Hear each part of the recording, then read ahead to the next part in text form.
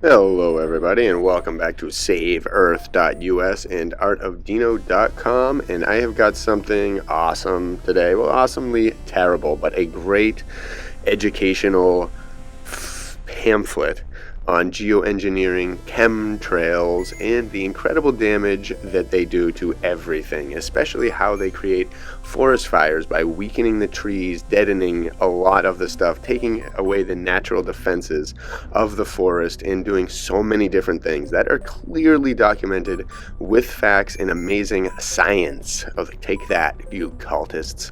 But this, again, is for everybody that goes outside and sees the chemtrails and has for decades and has been pointing out to everyone around them like, hey, do you guys notice that?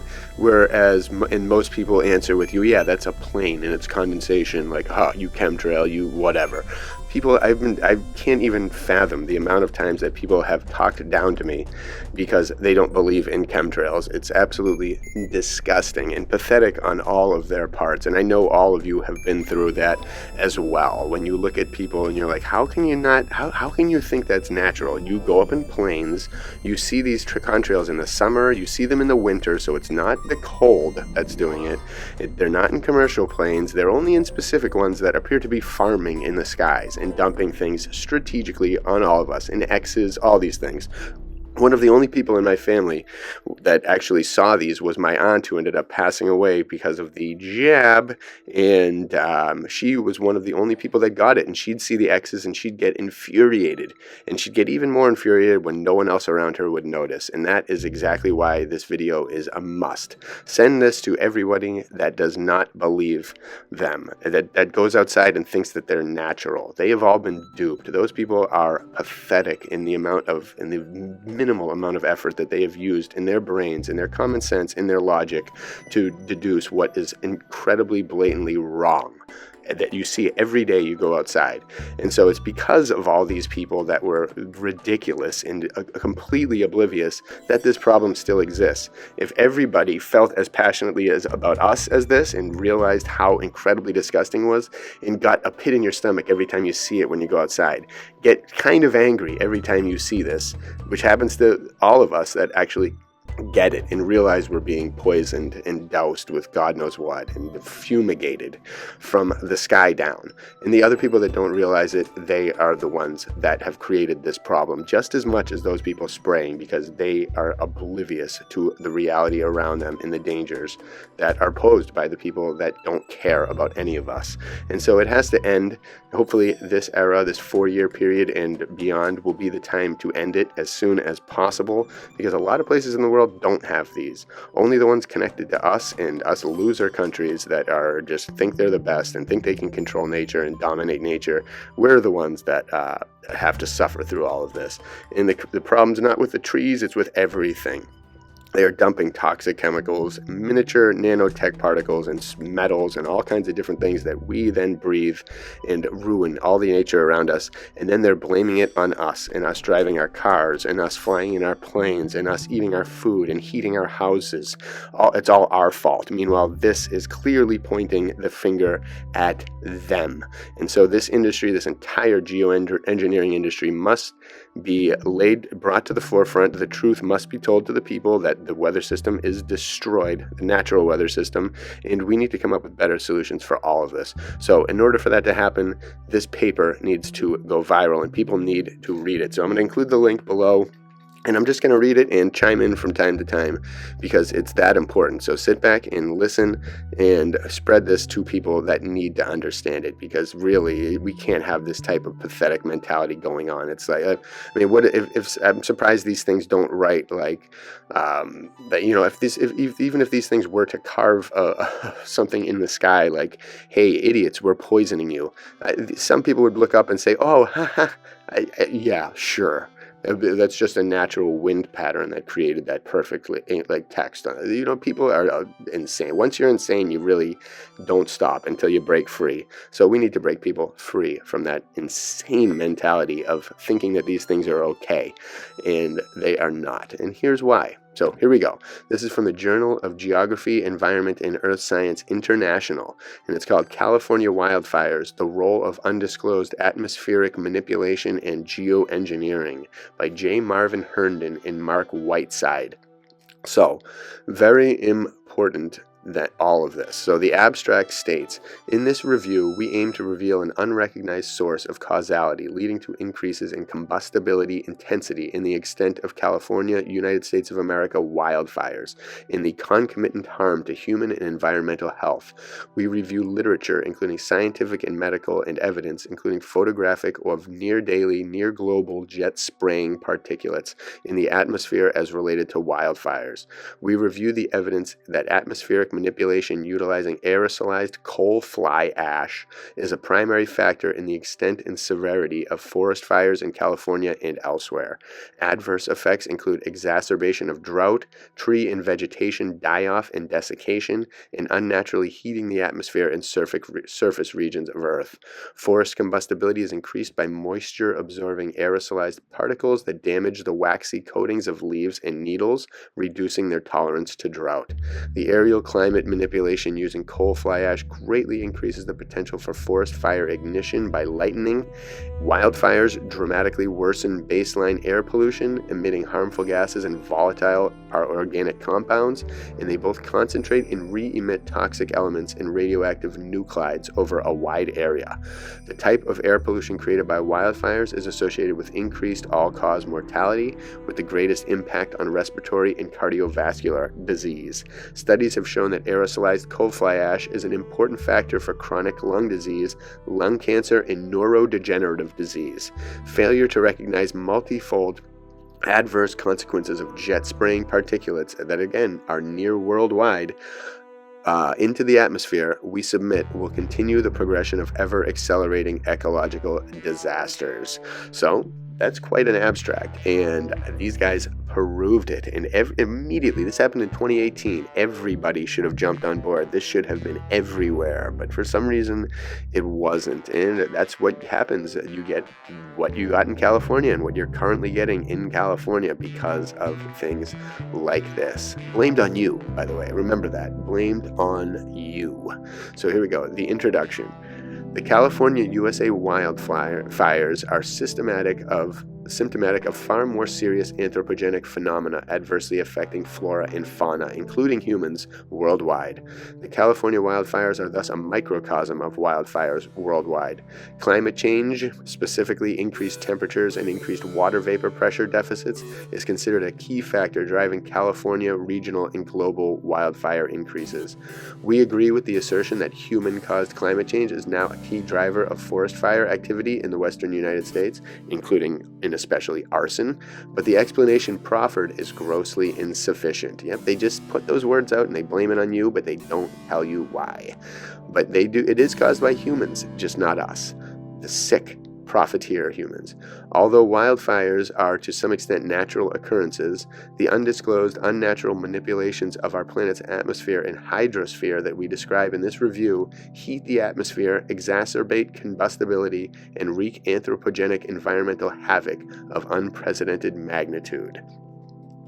So, on December 12, 2017, the U.S. Forest Service reported that an additional 27 million trees, mostly conifers, died throughout California since November 2016. That's in 1 month over a year, bringing the total number of trees that have died to a historic record of 129 million on 8.9 million acres. Forest die-offs with concomitant wildfires are not confined to California, but are occurring globally. The usual explanations given for the die-offs are combinations of global warming, drought, and bark beetles. These explanations, however, are just consequences of a more fundamental human-caused attack on Earth's natural processes that has not been reported by academic scientists who are part of the problem, but is the subject of this review. The unprecedented numbers of tree deaths while providing ready fuel for wildfires is just one adverse consequence of the unnatural environmental manipulations that exacerbate the potential for major destructive wildfires whose occurrences are increasing in California and indeed globally. Here we review the consequences of those unnatural and unreported climate manipulations with particular emphasis on their adverse implications to wildfires and to human health. Aerosol particulates sprayed where clouds form, Part 2. Those who have lived in Southern California for many years, like author JMH, may remember when the skies were cerulean blue, often devoid of clouds, and when soon after sunset the air temperature would plummet. Now California skies are filled with jet-laid particle trails. The state is experiencing its own form of global warming, and the air temperature very slowly lowers a bit after sunset. Nighttime temperatures are increasing more rapidly than daytime temperatures. These are the consequences of the deliberate jet-laid particulate pollution trails. After exiting the jet as trails, they spread out, briefly resembling cirrus clouds, before becoming a whitish haze in the sky. Heavy aerial spraying can make the sky artificially overcast, sometimes with a brownish hue. That cannot be good. Figure 2 shows examples of the consequences of such aerial particulate spraying in San Diego, California, USA, on days devoid of natural clouds. An article published December 6, 1958 in the Bulletin newspaper in Bend, Oregon, reports one congressman's complaint to the U.S. Air Force and describes jet trails in the sky over Palm Springs, California, USA as so thick that they are beginning to blot out the sun and are not disappearing but are breaking down into a haze and creating a cloud-like appearance in the sky. That's in the 50s. Subsequently, observations with an ever-increasing frequency of similar aerial jet-laid trails have been made by thousands of concerned citizens in California and around the world. Around 2010, the aerial particulate spraying became a near-daily, near-global activity, presumably through a secret international agreement. I remember I noticed it around 2001 is when I started to really notice it, but I also kind of remember seeing it in the late 90s as well. That was when I started because I grew up on a farm and I used to always look at the clouds. Clouds are one of my favorite things. Sunsets have always been a very frequent occurrence for me, so I've noticed these things right when they started to come out and immediately began telling people about it. And everyone thought I was crazy until around 2010, maybe 2012, when I started to meet the first people who were kind of starting to agree. But again, very, very few people ever notice this, and it's insane, since especially it's been going on since the 50s. Initially, the aerial particulate spraying was conducted in the United States by U.S. Air Force jets like the one shown in Figure 3 spraying over Palm Springs, California. As the intensity, duration, and geographical area progressively increased, undisclosed contractors became involved in the aerial pollution. Figure 4 is a time sequence of photographs showing the particulate trail evolving from jet spraying to natural spreading and thinning in the air on the way to becoming a white haze in the sky. All images were taken with the same magnification. The t = 0 minutes image was photographed in Coronado, California at 10:59 PDT on August 19, 2018, and shows one trail that was just emplaced. 13 minutes later, the trail has somewhat spread out. At T31 minutes, a second trail appears, and at T105 minutes, the two trails have considerably spread out on their way to contributing to the white haze in the sky, which we all know and hate. This spreading is characteristic of particulate matter being sprayed and is wholly uncharacteristic of ice crystal contrails. Ding, bingo, which potentially can form under certain very unusual conditions, i.e. if the aircraft exhaust contains appreciable moisture, the atmosphere is very cold and very humid, and the plane is flying at lower altitudes where air pressures are higher and ice crystal evaporation time is reduced. So that's very specific circumstances, not just everyday pumping the stuff out that these people somehow believed was natural. Just disgusting. Some of the smartest people I know, too, teachers, chemists, doctors, all of them, not a clue. So clueless, so oblivious for decades. That is a mental issue that needs to be resolved with facts. So here they are. In usual circumstances, especially with modern jet aircraft, ice crystal contrails, if they do form, quickly evaporate to become invisible water gas. Zing. I've been telling people that as well. Jet engine exhaust ice crystal contrails do not produce long trails across the sky and do not produce a white haze in the sky. If they did, they would probably not have existed for long, because people would have been like, that is a bad invention. People are going going to see them? How are you going to fly a jet in war, remain secretive if the natural process is pumping out a giant line in the sky, showing exactly where your plane came from and exactly where it's going? So it's just stupid on all levels. And again, if you're reading this or hearing this and you believed these things or didn't believe in these contrails for the longest time and you thought they were natural, then I'm sorry, but you're foolish and time to wake up. Smack. Wake up. Jet sprayed particulates absorb radiation and heat the atmosphere, as well as inhibiting rainfall until the clouds become overburdened and release their moisture in deluges and storms. Upon setting to ground, they absorb heat and change the albedo of ice and snow, further causing warming. Again, it's not us, it's them. It's these people, the ones who are profiting from this. I'm sure most of the sickest people you can fathom that would ever do this, and probably people without any kids. And if they do have kids, then those kids should be worried that their parents are doing this to their future and everyone else's. So here we go, section 2.1, systematic misrepresentation of aerial particulate spraying. A section of the 2005 U.S. Air Force document AFD 056-1013-001, written about the aerial spraying and entitled The Chemtrail Hoax, states in part, quote, "There is no such thing as a chemtrail, a term some use to describe the aerial spraying. Contrails, ice crystals from aircraft exhaust moisture, are safe and are a natural phenomenon. They pose no health hazard of any kind." And the Air Force should be sued to dust for that. And we should all be able to collect on the lung damage they've caused us all. Retired U.S. Air Force Brigadier General Charles Jones reportedly issued in part the following statement concerning observed trails in the sky. Quote, "When people look up into the blue and see white trails paralleling and crisscrossing high in the sky, little do they know that they are not seeing aircraft engine contrails, but instead they are witnessing a man-made climate engineering crisis facing all air-breathing humans and animals on planet Earth.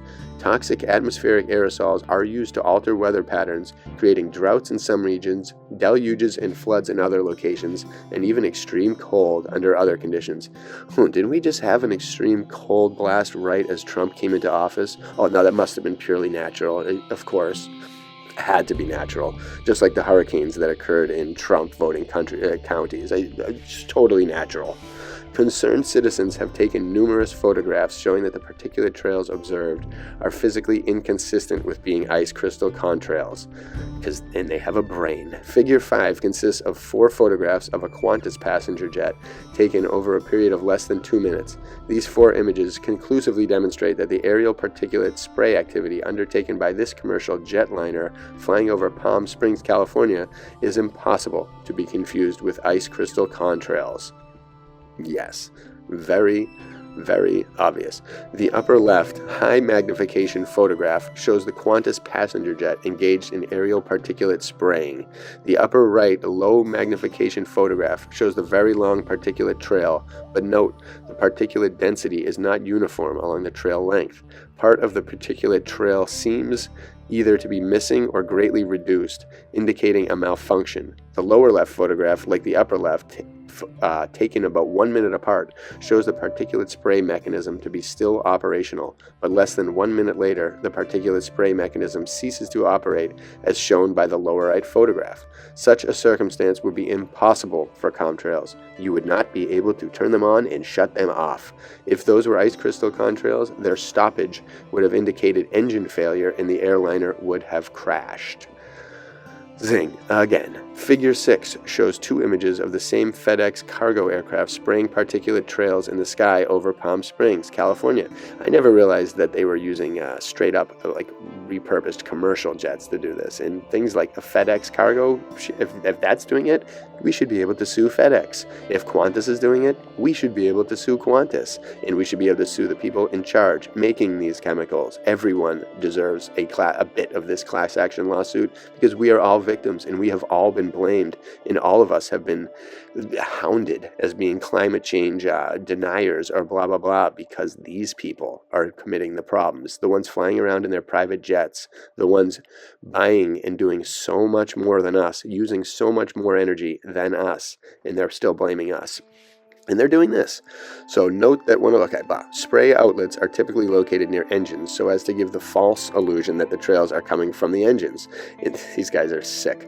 In the instance shown in Figure 6, one trail is not associated with an engine at all, demonstrating that the aerial spray cannot be a contrail. Genuine contrails, which are rare with modern jet engines, must have engine exhaust and can form only under very special cold and humid conditions, if they can form at all.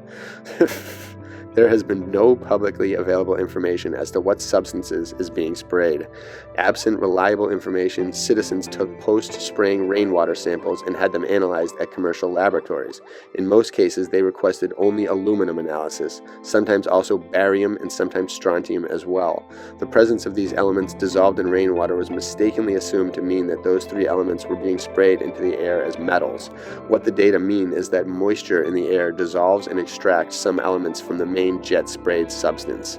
To understand by an analogy of the chemical process involved, consider the hypothetical example of finely powdered tea leaves being sprayed into the region where clouds form. Atmospheric moisture would brew the tea, extract tannin and other chemicals which would come down as rain, with chemical signatures of tea. The rain would indeed be tea, albeit very weak tea. Now that would be awesome, because I freaking love tea. But whatever they're doing is not awesome at all. But it shows they figured out the best ways to dissipate it in this moisture-rich environment that we live in and get it to spread all over the place, especially when you involve nanotech as well. So, wow. Here we go. Section 3.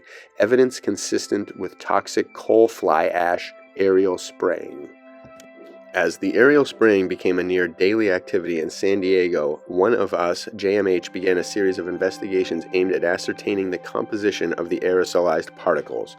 Comparing internet-posted 3-element rainwater analysis to corresponding experimental water extract analysis of a likely aerosol provided the first scientific forensic evidence that coal combustion fly ash is consistent with the main particulate pollutant substance being jet sprayed into the atmosphere.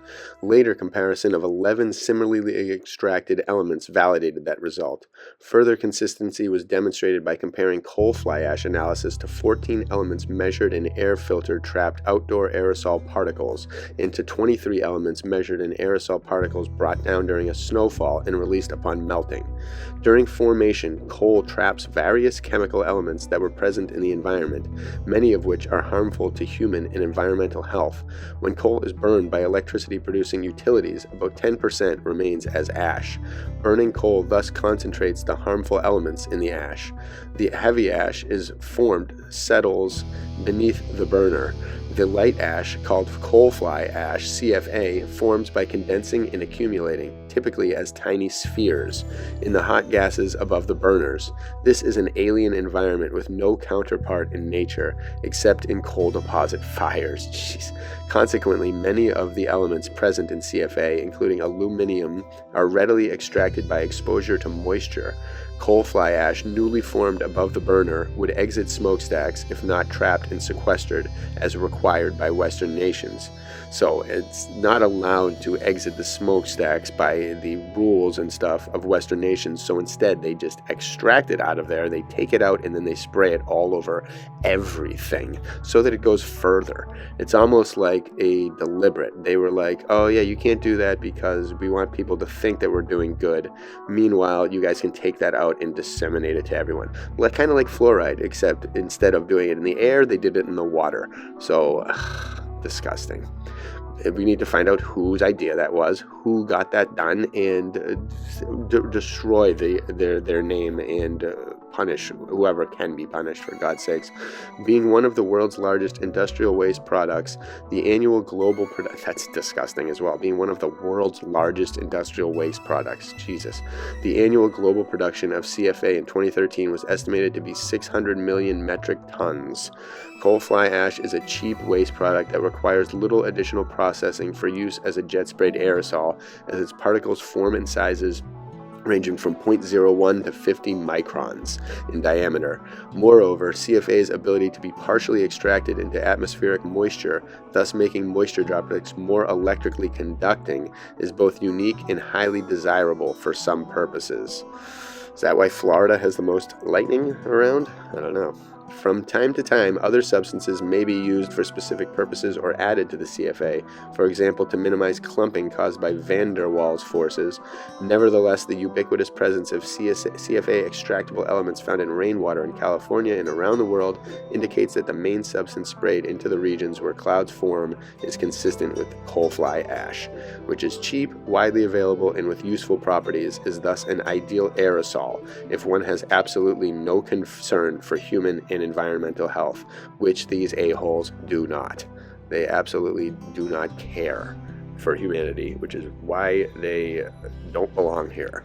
And we do, though, so we need to fix this. 4. Consequences of aerial particulate spraying, which we all know so well, the ones that are awake. The purposes of the aerial spraying, like the composition of the aerosol particulates, are closely held secrets. The physical behavior of the aerosol particles, however, is known or can be deduced. Thus, one may not know the intentions, but one can reveal the consequences of spraying. 4.1. Inhibiting rainfall. The aerosol particles being jet sprayed into the regions where clouds form are in fact pollution particles. In 2003, NASA produced a web-page animation entitled Particulates' Effect on Rainfall, which contained the following explanation, quote, "Normal rainfall droplet creation involves water vapor condensing on particles in clouds. The droplets eventually coalesce together to form drops large enough to fall to Earth. However, as more and more pollution particles, aerosols, enter a rain cloud, the same amount of water becomes spread out. These smaller water droplets float with the air and are prevented from coalescing and growing large enough for a raindrop. Thus, the cloud yields less rainfall over the course of its lifetime compared to a clean, non-polluted cloud of the same size." So there is no logic in this for good. It is all designed for bad. NASA thus provided an easy-to-understand explanation of one of the principal consequences of the aerial spraying, preventing rainfall, although it is an incomplete explanation as it does not mention the downpours, deluges, and storms that may occur when clouds become too overburdened with moisture. Ultrafine particles in coal fly ash are effective precursors of cloud condensation nuclei, CCN, cloud condensation nuclei. These particles modify cloud microphysics and precipitation intensity and distribution. Those changes in the precipitation budget may result in a shift from more frequent steady rain to very vigorous rain events and regional reduction of annual precipitation, making trees and everything ready for flames. 4.2. Heating the atmosphere. Among other reasons, life on Earth is possible because its natural processes maintain a very delicate thermal balance. Our planet continuously receives a vast amount of energy from the sun through a broad energy spectrum, as well as producing some heat energy internally. Essentially, all of that energy must be continuously radiated into space as heat, infrared radiation. Pollution particles sprayed into the region where clouds form may reflect some solar radiation, but they also absorb radiation, become heated, and then transfer that heat to the atmosphere by collisions with atmospheric molecules. Coal fly ash is known to be an efficient radiation absorber.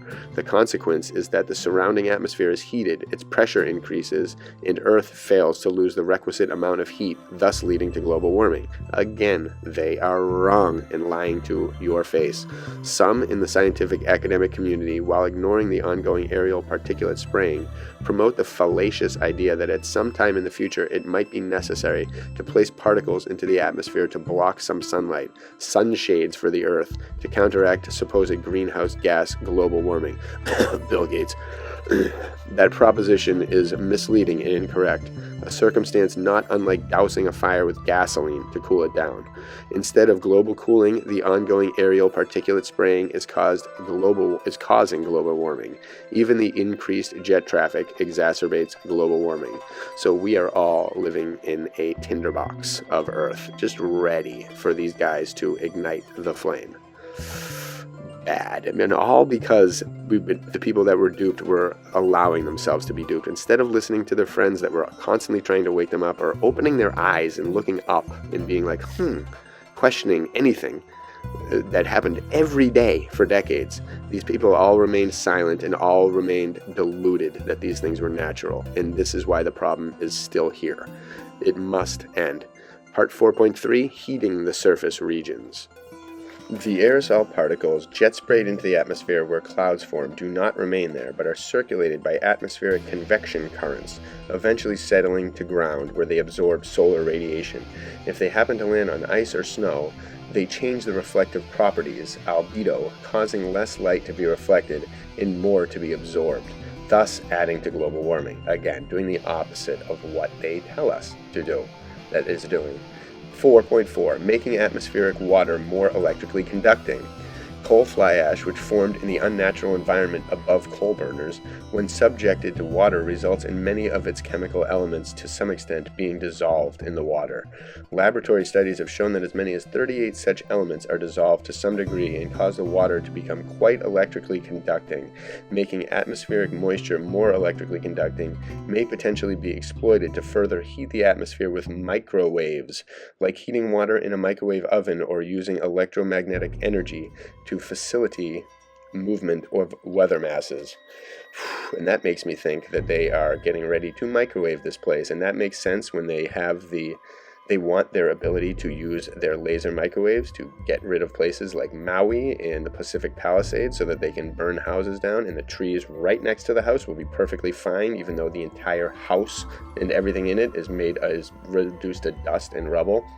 So since they constantly are doing more microwave technologies, it looks like they are basically seeding the world for some kind of nasty event, and hopefully it's not the plasma event that we've witnessed in the past destroying all civilizations, but if it is, we need to get to the bottom of this quick and stop these fools immediately. And again, this needs to spread. This information needs to spread. So if anyone out there who's not shadow banned to dust can spread this, then please do so. I don't care. I don't care about spreading these things. I just want people to spread them and wake up. That's the main goal of all of this. So 4.5, California drought caused by aerial particulate spraying. Our planet rotates, and some of its rotational energy is transferred to the atmosphere. Ignore that, flat earthers. But that is the primary mover of weather air masses. It's definitely something totally different, a completely different system that they don't know. Additionally, weather masses move, driven by differences in pressure, from high pressure to low pressure regions. The near daily, year after year, aerial particulate spraying along the California coast and offshore in the eastern Pacific Ocean heats the atmosphere. The nearly continuously heated atmosphere results in nearly continuously elevated atmospheric pressures. This artificially created high pressure zone along California's coasts acts like a wall to prevent the flow of Pacific Ocean moisture-laden weather masses from coming ashore. Jesus. The consequence is a persistent artificial drought for California. Yeah, it doesn't really make much sense when you're living near the ocean and they still can't do desalination plants like Aruba has and other islands have, but California can't do it. Disgusting. Again, deliberate. This is all deliberate. As one author, JMH, observed, sometimes after a weather forecast predicting rain in a few days, the spray jets intensify their spraying, thus often preventing the predicted rain. God, they are disgusting. Good luck to anybody that remains in California. 4.6, causing tree death. Aluminium is one of the major elements of Earth's crust, but it is locked up tightly with other elements, especially oxygen. Consequently, neither plants nor animals develop the ability to live well in an environment with aluminium in a chemically mobile form, in which it is dissolved in water. One of the consequences of the aerial spraying of the CFA is that the atmospheric moisture extracts aluminium in a chemically mobile form. How convenient. Trees, especially conifers, all along the coast of California are watered by fog that is contaminated with dissolved aluminium and other toxins. The fog water condenses on the needles where the toxins become concentrated by partial evaporation. Eventually, the toxic-bearing fog water drips to the ground and slowly poisons the trees in their roots, thus weakening their defenses to bark beetles and other pathogens. Figure 9 shows two dead Tory pines silhouetted against the toxin-sprayed sky that is a primary underlying cause of tree death along the coast of California. The aerial particulate spraying observed in Figure 9 is a common occurrence along the California coast that presumably is being done to create an artificial high pressure zone to keep the eastern Pacific moisture-laden clouds from coming ashore. Disgusting. Gross. These people should be thrown in jail. Coal fly ash, jet sprayed into the atmosphere, contains substances such as chlorine that can damage Earth's atmospheric ozone, which shields the surface from the sun's ultraviolet light. Exposure of trees to increased levels of ultraviolet radiation is capable of further weakening the tree's natural defenses. In addition to facilitating widespread tree death, CFA jet sprayed into the atmosphere may be a primary cause of the global dramatic decline of bee and insect populations and diversity. Pollinator and tree die-offs have major adverse impacts on the agricultural and forest products industries. And again, I remember noticing the trees looking weak and looking terrible in around 2017, 2018. I totally remember that. I remember saying that to people, like this, just every day going out, like, it gets warm here. We wait so long for the warmth to come in Massachusetts, and then it finally comes, and you're so happy. And then you go outside, and you see chemtrails everywhere. You see a sky that should be blue, that's white or gray. And no clouds in the sky, just gray, haze. And you saw this, and it just would always upset me. And I remember one year, or a couple years, when the trees, I was like, these trees aren't full. They're not fully expressing themselves. They're not fully unfolding. The trees are sagging. It looked like, usually when the green comes in Massachusetts, we have a month of rain in May, and then the sun comes in the summer, and it used to be just brilliant, like a rainforest. It has stopped lately, and it's not nearly as lush and green as it used to be, and it hasn't been for years.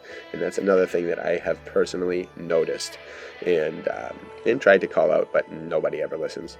5. Aerial particulate spraying exacerbates wildfires. The following circumstances contribute to the proclivity for wildfires in California. Coal fly ash persistent aerial spraying near daily, year after year, along the coast and in the eastern Pacific Ocean offshore of California causes 1. The widespread and persistent aerial particulate spraying, especially along the coast of California, has created a long-term artificial drought by inhibiting rainfall and by blocking moisture-laden weather fronts from moving in from the Pacific Ocean with a coastal wall of artificial high-pressure zones. Sick. In addition, drought conditions caused by aerial spraying of particulate pollutants which damage trees and exacerbate wildfire risks, there is another adverse consequence. Coal fly ash, and perhaps potentially other aerosolized substances, is capable of absorbing moisture. Moisture-absorbing particles have been shown to damage the waxy coatings of tree leaves and needles, which reduce their tolerance to drought. The scale of present tree mortality is so large that greater potential for mass fire exists in the coming decades, driven by the amount and continuity of dry, combustible, large woody material that produces large, severe fires, like are happening right now and have happened every year for a while now. The aerial particulate spraying has significantly increased California temperatures through particulate-caused atmospheric heating and reduction of Earth's necessary and natural heat loss. Warm air with unnaturally high temperature increases and exacerbates the risk for forest fires. Increased lightning strikes from unnaturally dry and aerial particulate electrostatic charges also increase the number of wildfires. It lets California have to pay less arsonists that way by increasing the lightning, so that's a benefit to Newsom and his crone scum. And then lastly, although speculative, the possibility should be considered that perhaps the aerosolized particulate matter upon settling on trees and vegetation may under some circumstances become pyrophoric, capable of ignition. Would not be surprised one bit. Would you? I would hope so. At this point, you would not be surprised. These people, again, are out to get us, and they have targeted California big time. Used to be the promised land. I always wanted to live in California. I've got cousins in San Diego that I love visiting. San Francisco that I don't like visiting as much, but that's because I don't like San Francisco as much. But San Diego was like my favorite place on earth. But I'd never go back there because of all the stuff they're doing. Literally my favorite place to spend time was Ocean Beach, San Diego, and I would never want to live there or really be there for any longer than a vacation because of the sinister activities happening in California with doesn't seem like anyone sane running the nut house. So hopefully that will change this coming section of time. But here we go. And number 6 says adverse human health consequences of wildfires, of which there are billions. So wildfire smoke is an important and growing risk to public health. Systemic review shows a positive association between exposure to wildfire smoke, including particulate matter per million 2.5, and all-cause mortality in especially respiratory disease, including pneumonia, asthma, and chronic obstruction pulmonary disease, COPD. Susceptible populations include people with respiratory and cardiovascular disease, a lot more of those after 2020, older adults, children, and pregnant women. Analysis of an extensive wildfire season in California from 2015 showed elevated risk for both cardiovascular and cerebrovascular disease, especially in adults over 65.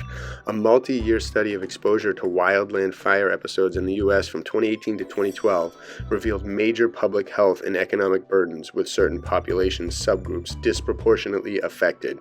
Besides adverse effects on respiratory and cardiovascular disease, general categories of health risks from forest fires include acute smoke inhalation, burns, heat-induced illness, ophthalmic eye disease, and psychiatric problems.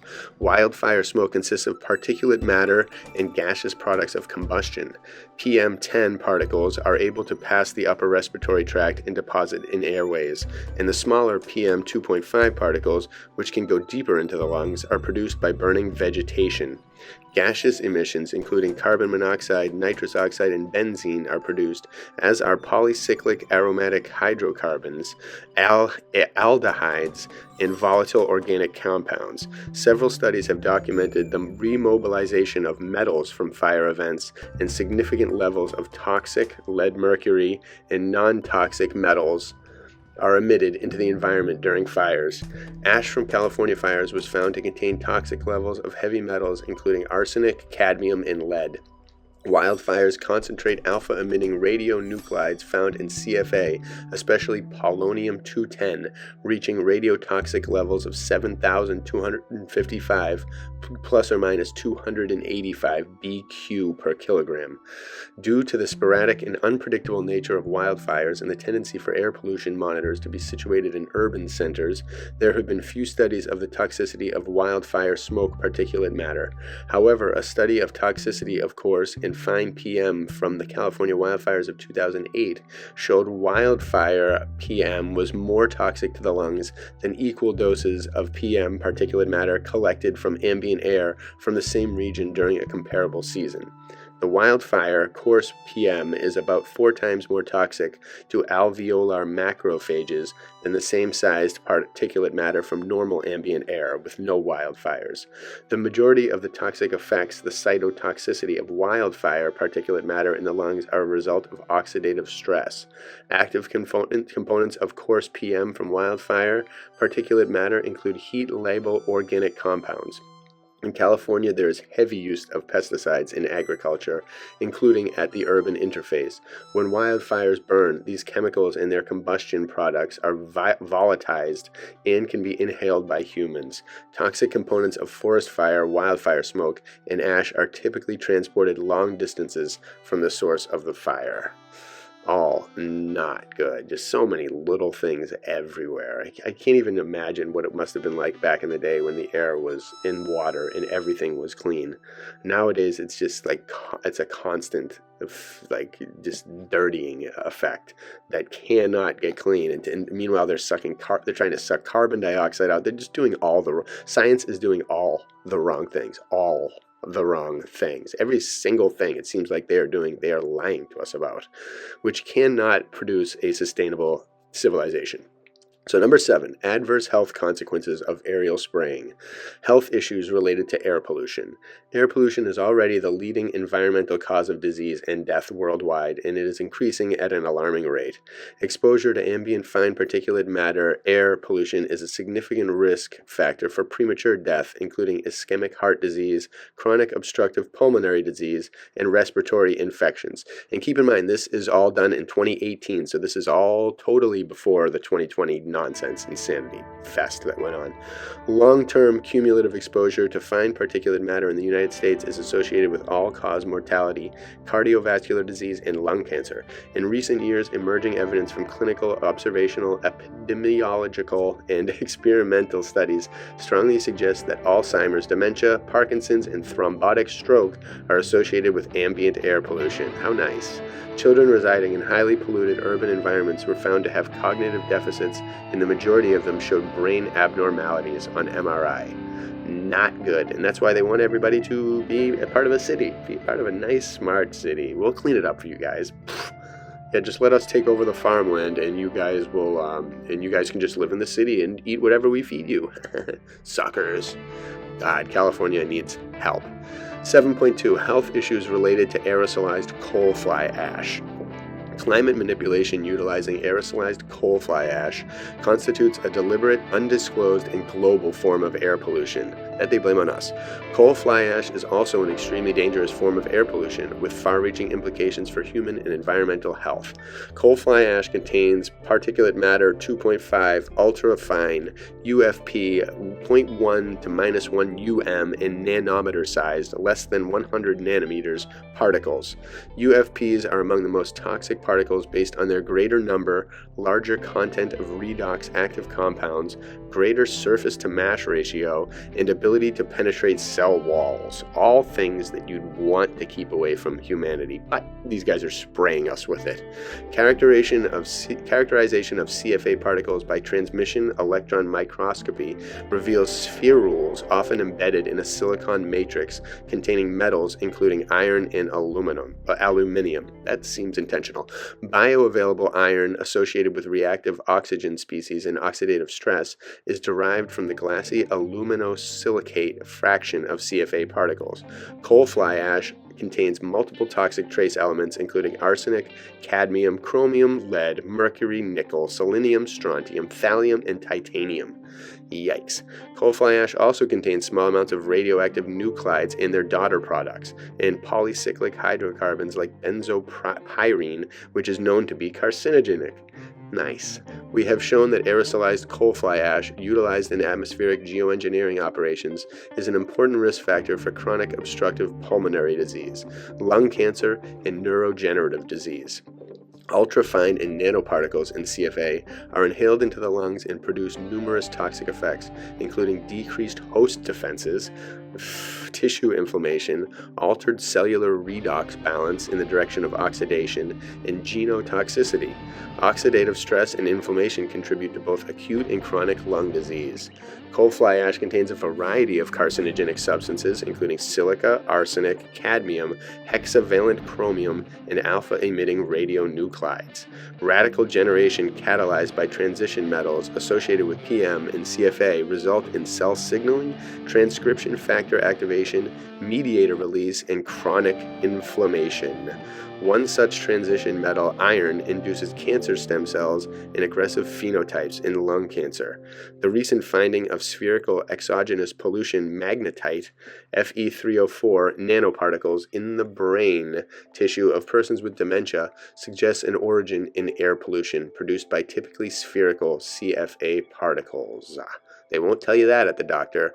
Primary components of CFA, aluminum, Fe, and Si, are all found in the abnormal proteins that characterize Alzheimer's, dementia, and the presence of these elements leads to oxidative stress and chronic inflammation, most likely of the brain.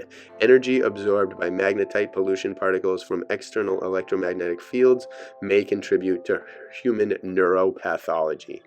And we are bombarded by electromagnetic fields, and they have got the mother of all pollutants that they are spraying on us, which is around in abundance.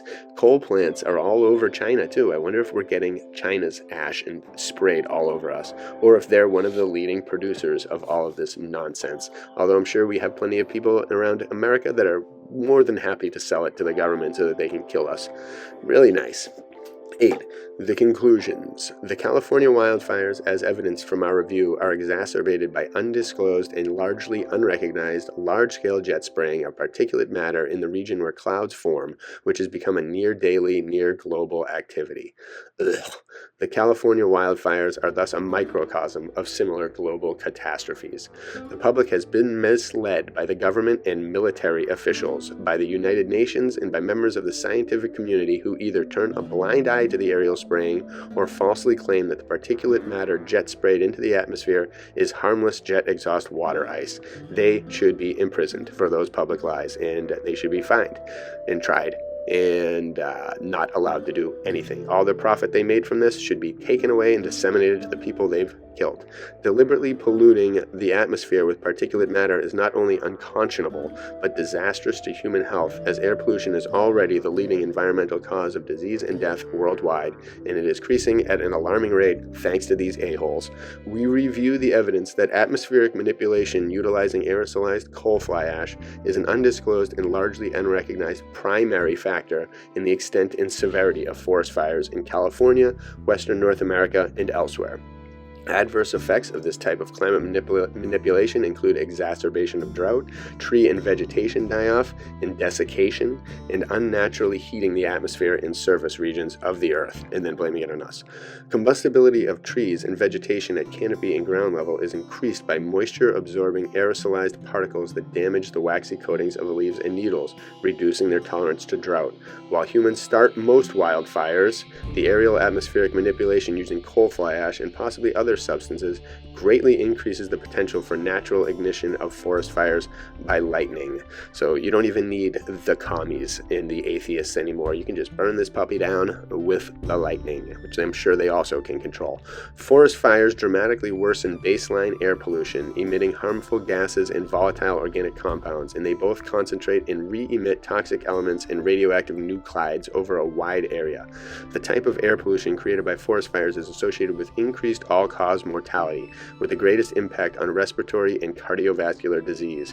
In addition to forest fire pollution, adverse health effects, studies have shown that aerosolized coal fly ash is an important risk factor for chronic lung disease, lung cancer, and neurodegenerative disease. Concerned citizens should recognize the multifold adverse consequences and take actions to halt jet spraying particulates into the atmosphere. Otherwise, we submit the ever-accelerating progression of ecological and human health disasters will continue forever if we don't. And that, again, boom, that's a great sentence at the end, because we have to do this. This is the reason we are letting the liars push us around, and we can't let it happen anymore. This is proof. The amount of references and sources here is up to, 88 different sources that they cite from, and they did their research in the best place to do it, California, the prime target where humanity is being crushed to dust. And I don't know, maybe it helps them manipulate the way people think as well.